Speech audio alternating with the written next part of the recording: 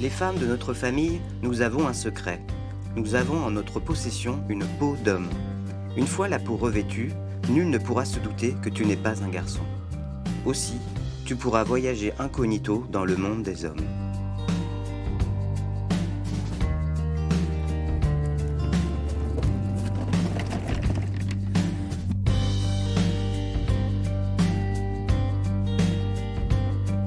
Zanzim, merci d'accueillir la bibliothèque Vagabonde ici chez vous à Tinténiac en Ille-et-Vilaine.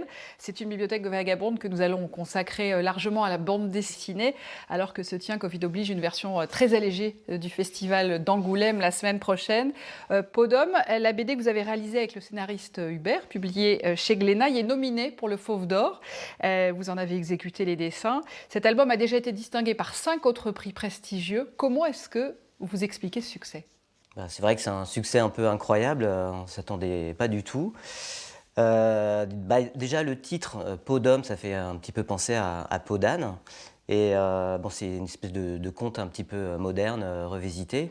Et puis c'est une peau qu'on peut enfiler pour changer de sexe. Donc qui n'a pas rêvé de faire ça un jour, une fois dans sa vie. Donc je pense que ça a beaucoup plu. Il y a plein de thèmes qui sont abordés. Donc c'est l'émancipation féminine. Il y a des petits règlements de compte avec la religion. C'est une BD qui est très humaniste. Humaniste en général. Et c'est ça qui fait certainement le succès de l'album. Donc c'est une fable initiatique autour de Bianca, cette demoiselle de bonne famille de la société bourgeoise de la Renaissance italienne, qui est promise à un homme qu'elle ne connaît pas bien. C'est ça, c'est un futur prétendant et elle aurait bien aimé le rencontrer avant de se marier.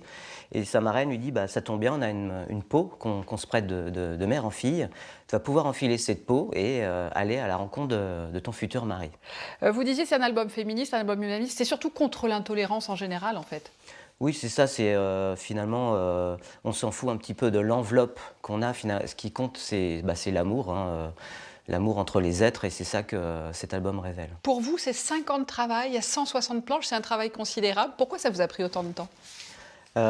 Déjà parce que c'est un roman graphique, ça prend pas mal de temps de dessiner, puisque c'est un gros livre. À côté de ça, je suis aussi professeur dans une école de graphisme. Il faut que la lecture soit simple, mais il y a beaucoup de travail.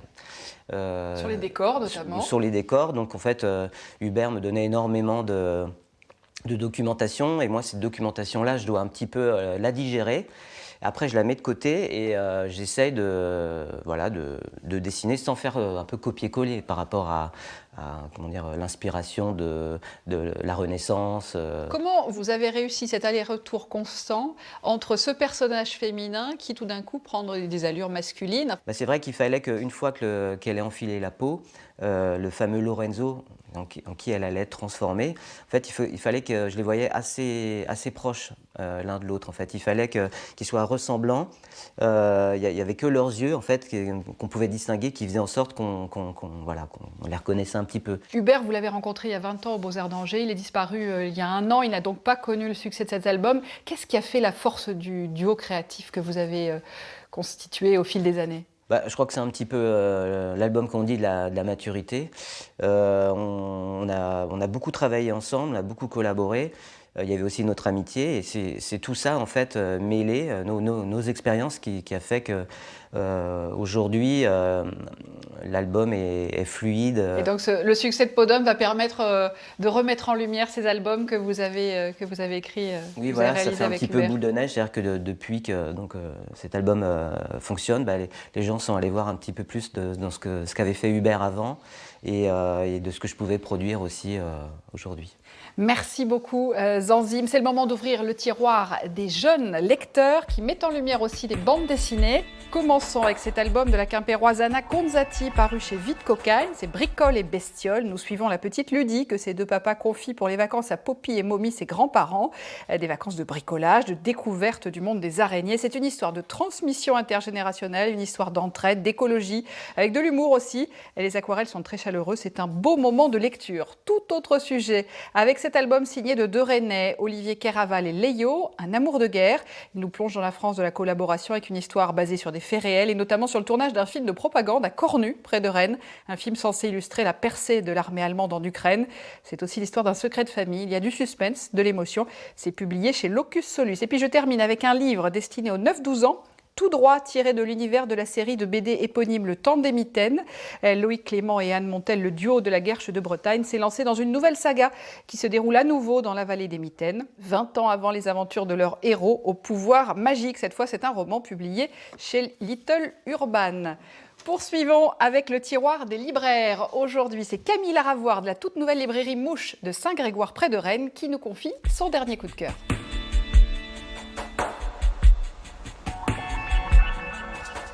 Alors moi je vais vous présenter un roman qui s'appelle American Dirt de Janine Cummins.